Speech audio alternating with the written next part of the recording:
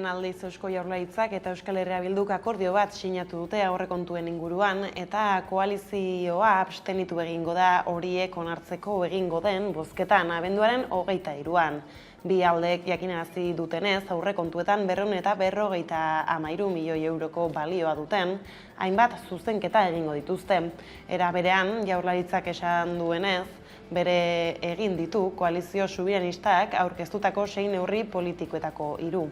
Pedro Azpiazu ekonomia eta ogasun sailburuak eta Maddalen Iriarte Euskal Herria Bilduko eledunak idatutako lantaldeek azken asteotan eginiko lanaren emaitza da akordioa eta bi aldeek argitaratutako oharraren arabera herritarren benetako beharrei erantzuteko balioko du. Arratsaldeon guztioi, negoziazioen hasieratik egin bezala, bitan banatu dituzte gaiak, konpromiso politikoak batetik eta neurri ekonomikoak bestetik. Udane Arbeok azalduko dizkigu akordioaren nondik norakoak, geroxeago gainera Pedro Azpiazu sailburuak Euskal Herria Bildurekin 2022ko aurrekontuen inguruan hartutako akordioa oso positiboki baloratu du. Elkarrizketaren eta akordioaren politika baliagarria Euskal gizartearen mesederako dena balioesten duela nabarmendu zentzun dezagun. Eusko Jaurlaritzak oso positibotzat jo du EH Bildurekin lortutako akordioa.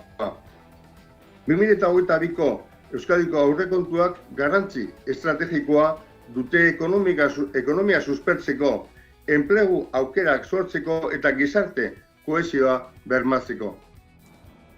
Horrez gain, eguneko bestelako lerroburuei helduta, 13 sumarioko auzipetuen abokatuek epaiketaren irakurketa positiboa egin dute eta aitortu dute absoluzioa espero dutela, izan ere abokatuek behin baino gehiagotan salatu dute. Auziaren iturburua legez kanpokoa zela eta gaur egindako agerraldian irregulartasunak mahai gaineratu dituzte. Guk defentsa ikuspegitik balorazio positibo bat egiten dugu epaiketan juridikoki egindan lanegatik, eta ez dugu absoluzioa ez dan beste emaitzik. Gaizadatuta Euskararen egunaren atarian gaudela, Miren Dobaran Eusko Jaurlaritzako hizkuntza politikarako sailburu ordea eta Barakaldoko Euskara zinegotzia izan dugu, eguerdiko magazinean gonbidatu nagusi gisa. 21. mende honetan aro digitalean Euskarak dituen erronkez aritu da Deboran. Euskara dudabarik, ez da, berkokatu beharra, beti erronka berriak ditugu, baina garrantzitsuena da beti erronka horiei aurre egiteko kapaz izan garela eta sekula baino ez dakit prestatuago gaudela, ez da? Bai, masa kritiko nahikoa daukagulako, ezagutzaren aldetik, eta nik uste dut hizkuntza komunitate oso potentea, ez da? Orduan, erakundeak eta elkarrekin lan egin ezkero, eragileekin, horiek ere irabaztea espada, euskara hor kokatuko da eta kokatzen ari da. Bestaldetik kiroletan Euskal Pilota Metod Antech proiektua aurkeztu dute bart Eusko Jaurlaritzak, Nafarroako gobernuak eta Euskadi Nafarroa eta Iparraldeko Pilota Federazioek aurkezpenean azaldu dutenaren arabera Euskal Pilota garatzeko metodologia berri bat da, alor kondizionala, teknikoa eta taktikoa adin, maila eta genero guztietara egokitua, eta Euskal Pilotan aritzen diren kirolari, teknikari eta gestorei zuzenduta dagoena. Metodologiak 3 aplikazio informatiko ditu eta inteligentzia artifiziala erabiliz egiten ditu planifikazioak. Halaxe aritu da Bingen Zupira Eusko Jaurlaritzako kultura sailburua proiektuaren asmoez. Euskal Pilota garatzeko metodologia berria da, teknifikazioan oinarritutakoa eta seguru nago gurea den kirol honi dimentsio berri bat emango diona. Izan ere, Euskal Autonomia Erkidegoan, Nafarroan eta Iparraldean bakarrik ez, mundu osoan pelota garatzeko eta sendotzeko balio izango du.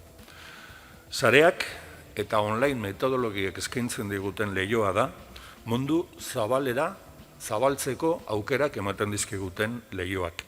Eta munduko edozein tokitatik interesa duen edonork, Euskal Pilotaren inguruko metodologia hau erabili ahal izango du. Eta pilotaz, Pampi Laduz pilotari ohia hilda 76 urterekin ura izan zen, Ezkerparetan txapel bat irabazi zuen Ipar Euskal Herriko lehen pilotaria. Prestatzaile izan zen gero, baita kantari eta telebista aurkezle ere. Pilota munduak kolpe gogorra hartu du Pampi Laduz trinketeko eta Ezkerparetako pilotari handi izandakoa hil zen atzo. Minbizia zuen eta hainbat egun zeramatzan Baionako ospitalean han zendu zen. Ospe handia zuen, ez bakarrik pilota munduan, baizik eta kantuan eta baita Ipar Euskal Herriko politikagintzan ere. Osteguneko lerroburuak horrela heldu diezaiogun eguneko argazkiari, kontuen gaineko akordio bat itxi dute Jaurlaritzak eta Euskal Herria Bilduk koalizioa abstenitu egingo da. Abenduaren 23ko bozketan adostutako zuzenketek 253 milioi euroko balioa dute eta bestak beste alokairuen prezioak kontrolatzeko sistema bat eratuko dute. Udane Arbeok azalduko dizkigu xehetasunak. Eusko Jaurlaritzak eta EH Bilduk akordioa lortu dute 2022ko aurrekontuak hobetzeko. EH Bilduk adierazi du abstenitu egingo dela abenduaren 23an Eusko Legebiltzarran egingo duten bozketan. Azken egunetako negoziazioaren ondoren 176 milioi euroko neurriak eta EH Bilduk proposatutako 6 neurri politikoetatik 3 itxi dira. Bi aldeek atzo jakinarazi zuten 253 milioi euro balio duten hainbat zuzenketa txertatuko dizkiotela 2022ko aurrekontu proiektuari. Baita adostasun politikoa lortu dituztela enpleguari, IGB inbertsioi eta etxebizitzari dagokionez ere. Eusko Jaurlaritzaren eta koalizio sobiranistaren arteko akordioaren garrantzi politikoa nabarmendu du Pedro Azpiazu ekonomia eta ogasun sailburuak eta oso positiboki baloratu du. Eusko Jaurlaritzak oso positibotzat jo du EH Bildurekin lortutako akordioa. 2022ko Euskadiko aurrekontuak garrantzi estrategikoa dute ekonomia suspertzeko, enplegu aukerak sortzeko eta gizarte kohesioa bermatzeko. Eusko Jaurlaritza osatzen duten PSE eta EAJ gehiengoa izan da EH Bilduren babesa etzen ezinbestekoa gobernuak aurrekontuak onartzeko. Hala ere Azpiazuren esanetan lagungarri dira bi aldeen arteko akordioak aurrekontuak hobetzeko eta gizarteko kohesioa mantentzeko. Baina kualitatiboki oso garrantzitsutzat jo dugu une honetan Euskadik elkarrizketa behar duelako, elkar entzute handia behar duelako, eta euskal gizarteari mesede egingo dioten akordioak behar dituelako. Aurrekontuetan 253 milioi euroko balioa duten hainbat zuzenketa txertatzea izan da emaitza. Hala nola 100 milioi euro tokiko erakundentzako jasangarritasun energetikoaren funtsa aktibatzeko, 77 milioi IGB inbertsioak handitzeko, 30 milioi osakidetzako lehen arretara bideratzeko eta 20 milioi gizarte inklusioa bultzatzen duten proiektuetarako. Gobernuaren eta EH Bilduren molde honetako lehen akordioa da aurtengoa.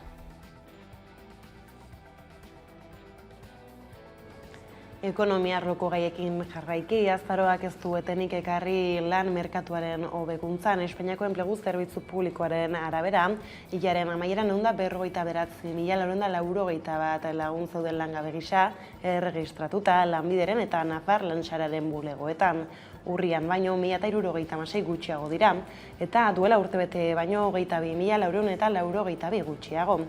Langabe kopurua jaitsi egin da Nafarroan, Bizkaian eta Araban, pixka bat igo eginda ordea Gipuzkoan. Hala Euskal Herriko lan merkatuak urte eta erdi behar izan du konfinamenduari eta hark eragindako krisi ekonomikoari buelta emateko Euskal Autonomia Erkidegoan enplegu sailburu ordeak hartu du hitza. Beraz, krisi honetan eraiki dugun lurzoru solidoa egiaztatzen da, eta hori datu positiboa da.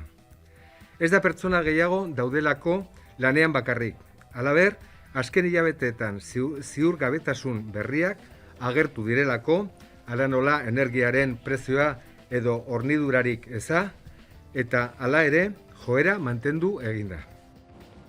Atzoko eguna berriz mobilizazio eguna izan zen, gehiengo sindikalarentzat Hego Euskal Herrian sarritan hitz eginda azken hilabeteotan, gehiengo sindikalak deitu dezaken greba orokorrari buruz, lan eta pentsio erreformen harira, eta atzo lan uztea ez, baina manifestazio jendetsuak egin zituzten Hego Euskal Herriko 4 hiriburuetan eta hainbat herritan sindikatuen deialdi bateratu bati erantzunez.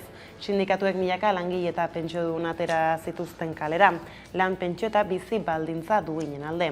Mobilizazio handi hori balizko greba baten atarikoa izango dute den ez da argitu, baina ELA eta LAB motorrak berotzen ari dira Madrilen laster bukatuko dituzten lan eta pentsio erreformak direla medio. Bilboko martxa hasi aurretik, ELAko idazkari nagusi Mitxel Lakuntzak mezugarri bat helarazi zien EAJari eta Euskal Herria Bilduri. Biek ala biek erreforma horietan eragiteko botoak izango baitituzte Espainiako Kongresuan. Pentsio erreformari dagokionez gaur bertan. Labeko idazkari nagusi Garbina Aranburuk berriz esan zuen, orain dela Madrilgo agendan eragiteko garaia entzun ditzagun biak urren ez urren. Pentsioen erreforma horren aurrean, gure ustez, EH Bilduk eta PNVek aukera badute geldiarazteko erreforma hortan planteatzen diren murrizketak. Hori da gaur egun hemen eskatu nahi dieguna, geldiarazteko murrizketa horiek. Eta Euskal Herrian posible egin behar duela Madrilen posible ez den hori, ez? Eta balio behar duela Euskal Herrian ere bide horri propio bat elikatzeko, bertako gobernuak interpelatzeko eta bertako patronala interpelatzeko ere. Badatzoko protesten harira Ernai Gazta antolakundeko eibatkide kape bat errepidea trabatu zuten Agozibar errekaren gaineko zubian eskoriatzean. Gazteentzat bizitza duinak aldarrikatzeko egin dute bart protesta eta Euskal Herria kolpatuko duen krisi sozialari aurre egiteko greba orokorraren beharra azpimarratu dute. Gazte antolakundeak salatu duenez etengabeko prekarizazioan murgilduta dago gazteria eta etorkizunik eza da gazteei eskaintzen zaien gauz bakarra. Gazteok larrialdi egoeran jarraitzen dugu. Ez gaude konforme egoerarekin. Etengabeko prekarizazioa murgilduta dago gazteria. Enplegurik ez. Lan baldintza kaskarrak. Emantzipatzeko aukerarik ez. Gure ikasketak baldintza honean garatzeko aukerarik ez daukagu. Espektatiben krisi bete-betean murgilduta dago gazteria. Eta gazteon bizitzen aurkadoan sistema hau gelditu beharra dago. Sistema irauli behar dugu eta horretara gatoz. Euskal Herriak errotiko aldaketak behar ditu eta horretarako ezinbestean kaleak hartzeko beharrean gaude. Bizitzak erdigunean ekarriko dituen sistema bat lortu arte, Euskal Herri bat lortu arte, pausoz egingo duguna. Ostera, Ipar Euskal Herrian, abenduaren 7irako greba eta mobilizazio eguna antolatu dute CGT eta LAB sindikatuek. Medikuntza soziala eta sozialarloko sektoretan okertzen ari diren lan baldintzak salatuko dituzte Baionan. Medikuntza sozialeko eta arlo sozialeko CGT eta LAB sindikatuek lan baldintzen okertzea salatzaz gain, lanbide horiek inoiz baino funtsezkoagoak direla aldarrikatuko dute abenduaren 7an. Egun horretarako mobilizatzeko deia egin dute Baionako Merkatu plazan, goizeko 10:00 LAB sindikatuak paziente eta erabiltzaileak hartatzeko langileen baldintzak txarrauak direla eta soldatak izoztuak daudela salatu du. Arlo pribatuan hitzarmen kolektiboen fusioa ohartarazi du, orain arteko lorpen sozialak gutxituz.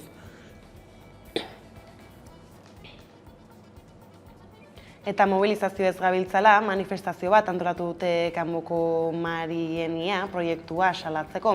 Herritarrak mobilizatzeko prest daude Kanboko Marienia lurretan, Boigez enpresak 100 etxebizitza ez ditzan eraiki.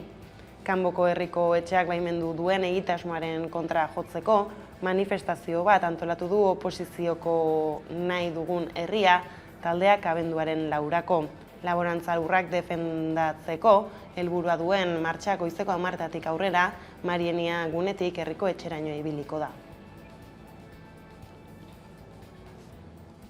Ekonomiaren bueltakoak horrela heldu diezaiogun geure hizkuntzari euskarari, izan ere euskararen egunaren atarian hainbat dira euskararekiko lotura duten albisteak, horien artean esaterako, Eusko Jaurlaritzak, Eudelek eta UEMak adierazpen instituzional bat adostu dute, eremu ez formalak ere euskararentzat irabazi beharrean garrantzia azpimarratuz. Bestalde Ipar Euskal Herrian 55 herri prest agertu dira, hizkuntza gutxituen babeserako Europako tokiko ituna sinatzeko.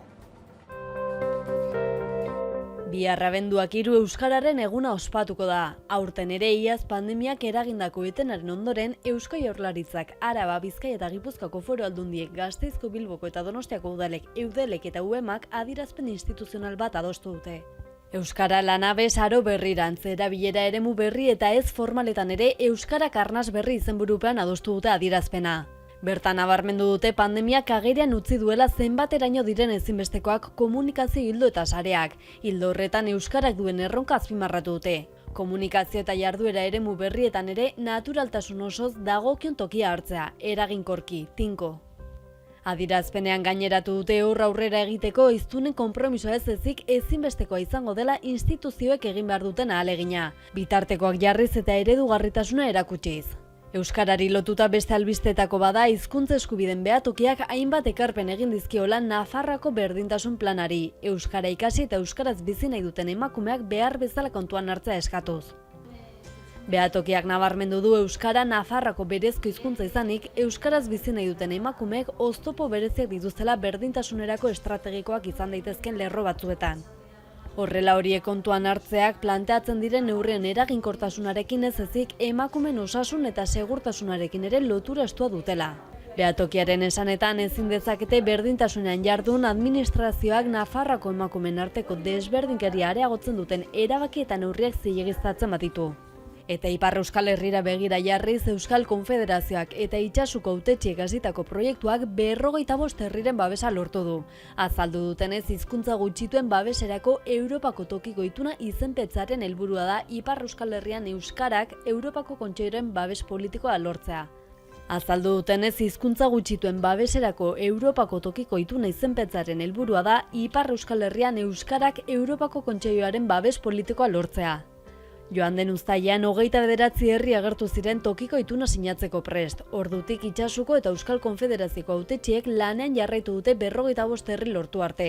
Betetzeko xedapenak hautatu ondoren Europako Kontseilura bidali dira eta tokiko kontseiluetan bozkatu dira betearazteko.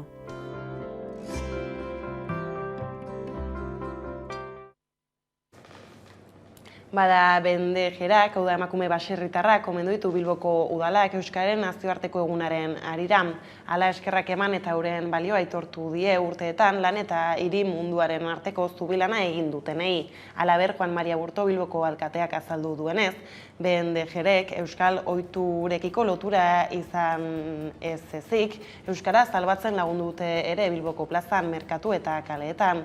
Horrela, Euskararen egunaren bezperan Bilboko udaletxean egin den ekitaldian, Aburtok nabarmendu du, hein handi batean emakume baserritarrei zor zaiela, Bilbon Euskararen gerrak bizirik iraun izana.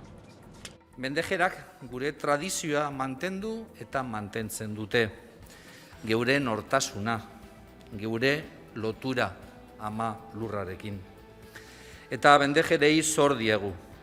Hein handi batean gure hiriaren euskararen garrak bizi-bizirik iraun izana. Baserriaren hizkuntza hirira ekartzen dute. Herria da gorputza, hizkuntza bihotza. Horiei eusteagatik eta baserrietako emakumeen lan izil eta eskutuaren duintasuna irudikatzeagatik ondo merezia duzue gaurko omenaldi txiki hau. Gaiz aldatuta COVID-19-aren bueltakoei helduta, Espainiako Auzitegi Gorenak auzia zemana duen ebazpen ofiziala jaso orduko osasun ziurtagiriaren erabilera ez hartzera doa Eusko Jaurlaritza gaueko aisialdian eta 50 bezero baino gehiago hartzen dituzten ostatuetan eskatzen hasi beharko da. Gaur goizean Urkullu lehendakariak jakinazi du ordea aztertzen ari direla erabilera hori beste alor batzuetara ere zabaltzea. Ez du zehaztu zein jarduera eremu dituzten buruan onartu du, hori bai, urratxo hori egiten badute auzitegien onespena beharko dutela aurrena. Era berean, Nafarroako gobernua osasun ziurtagiriaren erabilera zabaltzea aztertzen ari dela, adierazi du gaur Maria Txibite lehendakariak ere. Zehaztu egin du zein eremutan erabiltzea pentsatzen ari diren zaharretxeetan esan duenez. Nafarroan hartutako erabakiez, Nafarroko Gobernuko Hezkuntza Departamentuak ikastetxeetako ordutegiari eustea erabaki du. Orain arte bezala ikasle goizez soilik izango dituzte eskolak, eta astean 4 egunez ikastetxeak antolatutako eskolaz kanpoko jarduerak izango dituzte aukeran. Carlos Gimeno Hezkuntza Kontseilariak ikasturte hasieran esan zuenez, birusaren bilakaera hobetuko balitz urtarrilean ordutegia aldatzeko aukera egongo zatekeen. Ordea, ordutegiari eustea erabaki duten ikusitan, pandemiaren bilakaera negatiboa konfinatutako ikasgeleen eta positibo eman duten ikasleen igoera nabarmena, eta datozen zubiek, jaiegunek eta oporrek urtarrietik aurrera utzi ditzakeen osasun ondorioak. Gaur-gaurkoz, Nafarroako 97 ikasgela daude itxita, 52 ikastetxetan. Gizarte arloko kontuekin bukatzeko IESaren mundu eguna izan zen atzokoa eta Gipuzkoako hainbat taldek lore eskaintza egin zuten Donostiako Kalkutako Teresa plazan. IESaren biktima guztien omenez gaixotasunaren aurkako borrokaren 40. urteurrenean hain zuzen ere bertan izan zen Hamaikako lantaldea. 40 urte diagnostikatu zen lehen IES kasua. Hasieratik hiba gizo immuneskasiaren birusagatiko infekzioak eta IESak arlo biologikoa gaindituzten. Karga moralizatzaile, diskriminatzaile eta estigmatizatzaile handiko fenomeno politiko eta sozial bihurtzeko. Erasandako pertsonak errudun egiten gintuena. 40 urteotan gizarte zibilaren papera funtsezkoa izan da gibari eman beharreko erantzunean eta adibide bihurtu da beste gauza askotarako. Egiteko modu bat eta giba dugun pertsonek egiteko modu horren protagonistak eta aldaketa eragileak izan dira. Entzun diezagutela horren premian gaude orain ere. Eta helburu bera lortzeko batera lan egin behar dugu. Gibi gabeko belaunaldi bat lortzea, hori lortzeko erreminta guztiak baditugulako.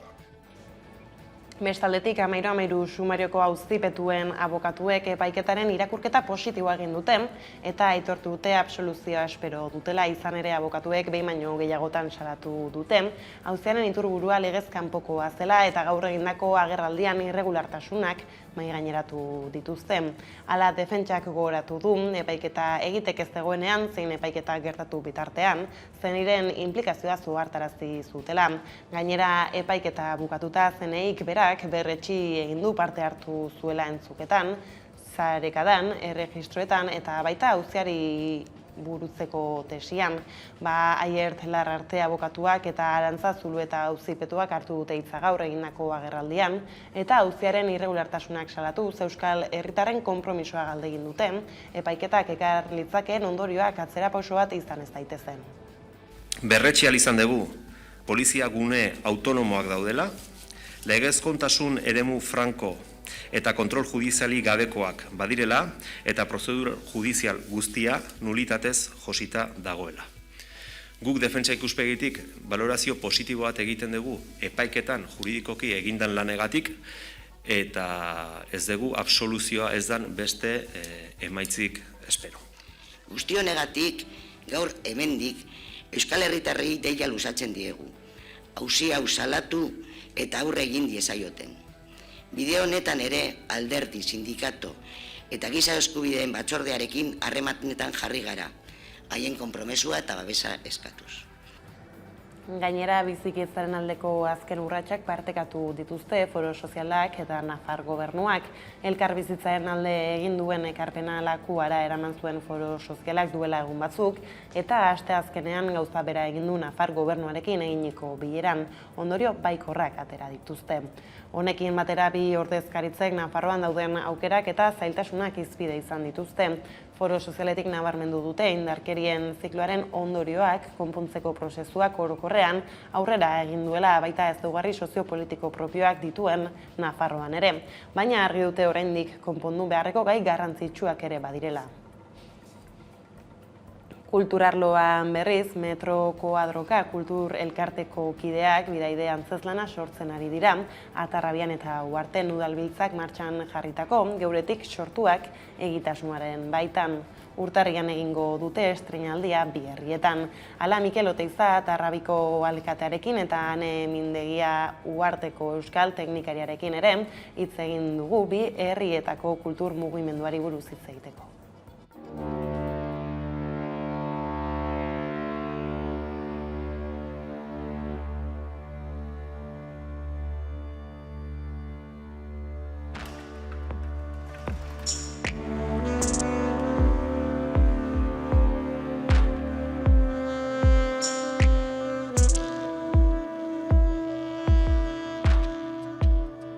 Koadroka kultur elkartea, berez artisten plataforma da. Sortu zen lan ezberdinak ikusten genuna igual kabida etzaketanak kulturgintza honetan aurrera eramateko. Eta talde hori osatzen dugu jende askok, proiektu bakoitzean jende ezberdina egoten gea. Eta esan daiteke gaudela hor aktoriak, artista plastikoak, musikariak, argiteknikariak, pixka disiplina ezberdinetako jendea. Eta justu proiektu hontan gaude Iraia, Ainoa eta Maite aktoriak, Josu eta Oier produkzioan, Oier ere idazketan ari da lanean. Antzezlana honen izena bidaide da. Eta nahi dugu pixka bidaiatu herriz herri bertako kulturgile anonimoen inguruan hausnarketa bat iteko. Kulturgile anonimoak orokorrian, artista anonimoak, anonimotasuna gaia ekarriko dugu argitara. Atarrabia eta Uhartea etorri ginen, eta herria bisitatziaz gain, herriko historia pixkat ezautziaz gain, kulturgintzan parte hartu zuen pertsona desberdinak elkarrizketatu genitu. Alor desberdinetan, eta elkarrizketa horietatik eta ezautu denetik abiatuta,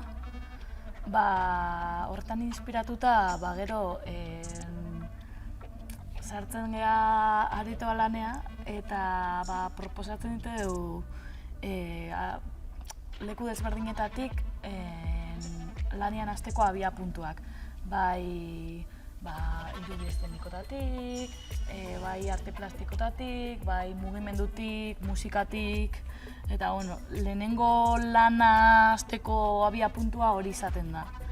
Zuzendaritzaren papera badagola, binen gero sorkuntza kolektiboa dela, ez? Azkenean Metro Koadrokaren izaera beti izan da hori, eta nik neuk ez dakit beste antzeslanetan nola lan egiten den, beste arlotan, binen musikan ere oso gutxi ezagutzen ditut nik kolektiboan lan sortzen dutena. Eta musikalki ere eszenan egotea eta musika bera integratzea obran bertan, sorkuntza prozesu osoan, eta ez izatea azkeneko ginda edo, ez? Obra amaituta eta tak. Estreinaldia izangoa urtarrilak 14an hemen Atarrabin. Eta urtarrilak 16an egingo dugu Uharten. Herri bakoitzak bai edukiko olako moldaketa bat beharrezkoa izangoana, espazioak ezberdinak dialako, eta baita ere zerbait itxatxiko zaiolako leku bakoitzean, lekuan lekuko hori obraren barrenean. Metro Koadroka taldea hemen lan egiteak oso guretzat importantea da, ez bakarrik hemen egiten ari den lanagatik, baizik eta ere bere sortzen ari den arte lanagatik, ez? Azkenean hartu du gai bezala Atarrabia eta Uharteko kulturgile anonimoak, eta egia esan guretzat oso importantea da azken finean, ere oso arroago delako gure kulturgile anonimoa, ez? Asko ditugu, badugu hemen herri mailan mugitzen diren sortzaileak, eta hori inspirazio izatea ere importantea, eta nik uste dut omentzen ditu, ez? Omentzen du ere Atarrabiako herri kultura, ez? Kontutan hartuta Metro Kuadroka taldea oihartzuarrak direla, kanpotarrak direla, baita ere egon dira hemen pixkat ikertzen, hemengo egin dituzte elkarrizketak hemengo kultur eragileekin eta horrela, orduan islatuko du baita ere nola ikusten gaituzte, ez? Zen gu barrutik igual modu batean ikusten gara, baina igual kanpotik eta horretakoa beste modu batean ikusten gaitu, ez?